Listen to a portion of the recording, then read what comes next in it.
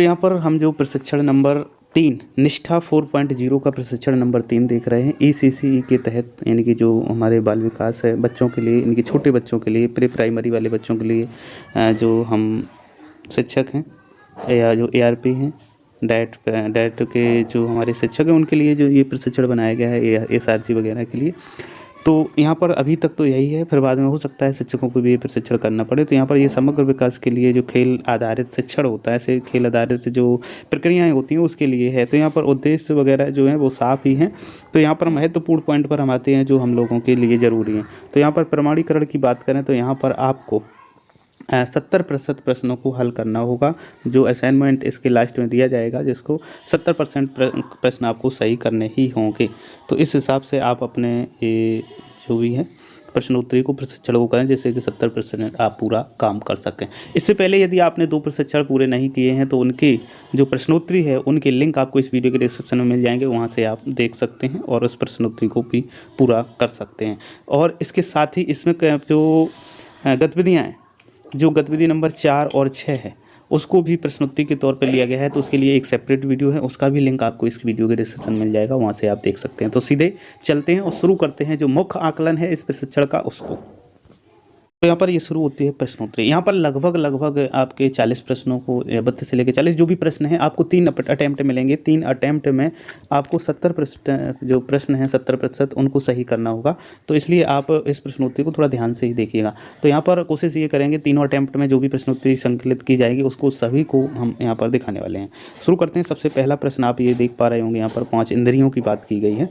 तो जो ज्ञानेंद्रियाँ हैं वो शरीर के अंदर जो होती हैं, तो सीधी बात है ये मांसपेशियों का विकास से संबंधित है। यहाँ पर मांसपेशियों का विकास होता है, हाथ पांव का समन्वय होता है। तो इसको आगे बढ़ते हैं। यहाँ पर देख पा रहे होंगे आप, इस प्रकार का है। बच्चों की आवश्यकताओं, रुचियों और क्षमता में भिन्न होते हैं और विभिन्न तरीकों से विभिन्न समय में विकसित होते हैं। तो ये असत्य बात है, ये सब साथ साथ विकसित होते हैं। आगे खिलौने, खाली स्थान है, उसके बाद में खेल के लिए वस्तु है। आगे सीखने की प्रक्रिया में बच्चे का अवलोकन जो होता है वो क्या होता है, तो जो बच्चे का अवलोकन होता है तो यहाँ पर मूल्यांकन में मदद करता है। आगे देखते हैं, किसी प्रकार की आकर्षित गतिविधि को बच्चों को खुशी आनंद देता है, वह क्या? खेल। सीधी सी बात है, बच्चे खेलना ज़्यादा पसंद है। स्थूल जो प्रक्रियाएं होती हैं वो बड़ी मांसपेशियों के विकास के लिए, नियंत्रण के लिए होती है। अब यहाँ पर बच्चे सीखते समय अपने स्वयं के अनुभवों के आधार पर अपने ज्ञान का निर्माण करते हैं। तो ये सत्य बात है। यहाँ पर बच्चों को अपने स्वयं के ज्ञान का निर्माण करने में मदद करने के लिए उन्हें क्या चाहिए होगा, क्या प्रदान किया जाए? तो खिलौने और सामग्री प्रदान की जाए। जब बच्चे दूसरों के साथ अधिक से अधिक खेल आधारित गतिविधियों में सक्रिय रूप से भाग, दूसरों के आधारित मतलब दूसरों से जब समन्वय स्थापित करते हैं तो यहाँ पर सामाजिक कौशल का विकास होता है। आगे, क्या बच्चा चित्र में चीज़ों का वर्णन कर सकता है? यह कथन, तो चित्र में चीज़ों का वर्णन मतलब उसके विवेक पर डिपेंड करता है, उसके संज्ञानात्मक विकास पर डिपेंड करता है। मूलभूत शिक्षा का केंद्र क्या है? तो बच्चे का जो सर्वांगीण विकास है वही मूलभूत शिक्षा का केंद्र है। स्वतंत्र खेल गतिविधियाँ बच्चों को विकल्प और निर्णय लेने के अवसर प्रदान करती हैं। आगे, खिलौने मदद करते हैं। तो जो खिलौने होते हैं वो किस में मदद करते हैं? खिलौने जो होते हैं वो सीखने में मदद करते हैं। आगे देखिए, परिवेश में ध्वनि की पहचान, परिवेश में विविध ध्वनियों के अंतर की पहचान, आरंभिक ध्वनियों की पहचान, तुकबंदी वाले शब्द आदि विकास का जो समर्थन है आदि का समर्थन करते हैं। तो ये किस चीज़ का समर्थन करते हैं? लिखने का, पढ़ने का, सामाजिक जागरूकता का। तो यहाँ पर ये पर्यावरण के प्रति जागरूकता का। उन गतिविधियों को पहचान करें जिसमें आप बच्चों को रोल प्ले करा सकते हैं। तो रोल प्ले देखिए, कहानी है, कहानी कहना है, कविता है, तो इसी में रोल प्ले आप करा सकते हैं। तो कहानी कहना मुख्य रूप से। बच्चों की प्रगति का अवलोकन और मूल्यांकन विकास संबंधी देरी पहचान के लिए महत्वपूर्ण है, यदि कोई हो। बच्चों की प्रगति का अवलोकन और मूल्यांकन विकास संबंधी देरी की पहचान के लिए महत्वपूर्ण है, ये सत्य बात है बिल्कुल। बच्चे के व्यक्तिगत सामाजिक भावनात्मक विकास का ज्ञान महत्वपूर्ण है, सीखने में मदद करता है, ये सीखने और बढ़ने में मदद करता है। हाथ पांव का जो समन्वय स्थापित करने की अगर बात की जाए तो जो ये होता है ये आपका खिलौने से खेलने के लिए महत्वपूर्ण है। समग्र प्रगति कार्ड, ये एक बहुआयामी रिपोर्ट है। बच्चा समूह गतिविधियों के जैसे समूह गतिविधियों में भाग अगर लेता है तो सामाजिकता की बात यहाँ पर की जाएगी। तो यहाँ पर 20 प्रश्न हमने किए, सबमिट करेंगे। यहाँ पर 70 हमारे सही निकले, मतलब 70% हमने प्लस कर लिया। अब इसको रेडो करते हैं, फिर से अगले जो क्वेश्चन आएंगे उनको अब हम लेते हैं। तो यहाँ पर है, बच्चे सीखते समय अपने स्वयं के अनुभवों के आधार पर अपने ज्ञान का निर्माण करते हैं। तो ये बिल्कुल सत्य बात है। आगे है, जो बच्चा चित्र में चीज़ों का वर्णन कर सकता है। तो जो चित्र में वर्णन अगर कर सकता है तो इसका मतलब है उसका संज्ञानात्मक विकास हो रहा है। इंद्रियों की बात की जाए तो यहाँ पर मांसपेशियों के विकास की बात की जाती है। आगे देखिए बच्चे कैसे सीखते हैं, तो बच्चे हमेशा जो है खेलते समय ज़्यादा सीखते हैं। प्रगति विकास की बात की जाए तो बहुआयामी विकास होता है उसकी रिपोर्ट। इसके बाद अवधारणाएं जैसे बड़ी, छोटी, लंबी, हल्की, भारी आदि ये चीज़ें यदि आएँ तो ये क्या हैं, भौतिक अवधारणाएं हैं। मूलभूत शिक्षा का केंद्र क्या है, इस मूलभूत शिक्षा का केंद्र है बच्चा का सर्वांगीण विकास। खिलौना आधारित शिक्षा शास्त्र बच्चों को डॉट डॉट से मुक्त करने में सहायता करता है। तो जो बच्चे होते हैं उन्हें तनाव से मुक्त करने में सहायता करना। बच्चे को अपने स्वयं के ज्ञान का निर्माण करने में मदद करने के लिए उन्हें खिलौने और सामग्री प्रदान करें।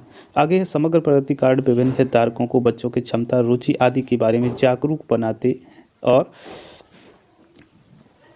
कौशल प्रदान करते हैं।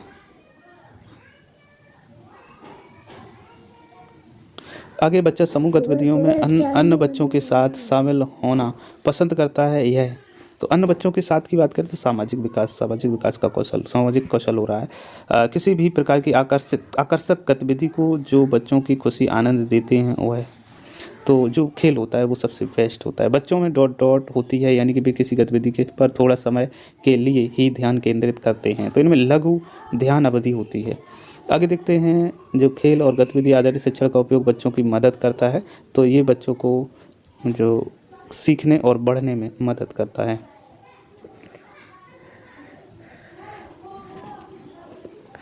आगे समग्र प्रगति कार्ड बच्चों के सर्वांगीण विकास, माता पिता हितधारकों के विकास की रिपोर्ट के बारे में रिपोर्ट करने के लिए है। तो प्रगति कार्ड जो है वो विकास, सर्वांगीण विकास, माता पिता और हितधारकों को विकास के बारे में रिपोर्ट करने के लिए है।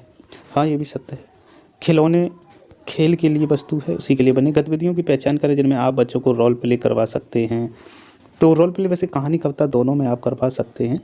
आगे समस्याओं को हल करने वाली गतिविधियाँ, उदाहरण के लिए संबंध कार्ड जैसे लाल चाबी, धागा, सुई, सरल प्रश्नों के उत्तर देना। अगर आप अपने बालों को साफ नहीं रखते तो क्या होता, आदि विकास के संबंधित ऐसे यदि प्रश्न करते हैं तो यहाँ पर ये सभी विकल्प सही है।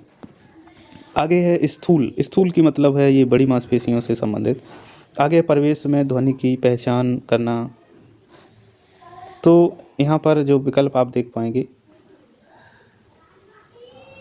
मैं यहाँ पर थोड़ा चेंज करता हूँ इसमें। पिछली बार मैंने पर्यावरण के लिए प्रति जागरूकता, इसको करके देखते हैं। यहाँ पर 20 प्रश्न, यहाँ पर 15 सही निकले, यानी कि 5 गलत हो गए।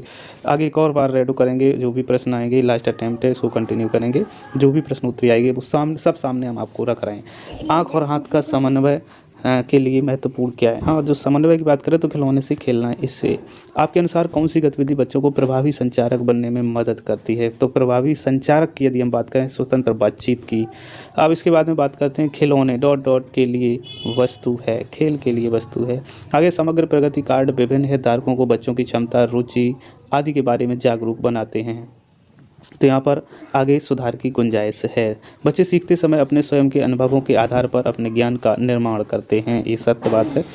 अवधारणाएं जैसे बड़ी, छोटी, लंबी, तो ये जो अवधारणाएं व्यक्त होती हैं छोटी बड़ी, तो ये जो अवधारणाएं होती हैं वो पूर्ण संख्या अवधारणाएं, संख्या से पूर्ण, लेकिन हल्का भारी है तो यहाँ पर संख्या पूर्ण अवधारणाएं के अंतर्गत ही इन्हें आना चाहिए। पर आगे है खिलौना आधारित शिक्षा शास्त्र बच्चों को मुक्त करता है, तो तनाव से मुक्त करता है। आगे माता पिता को बच्चे की प्रगति के आकलन के महत्व के बारे में अवगत कराना चाहिए, ताकि वे बच्चे के कैसे बने, जागरूक बने, सीखने में समर्थन करें और आज्ञाकारी बने। तो यहाँ पर जागरूक से मतलब है रखने की प्रक्रिया में बच्चे का अवलोकन मूल्यांकन में मदद करता है।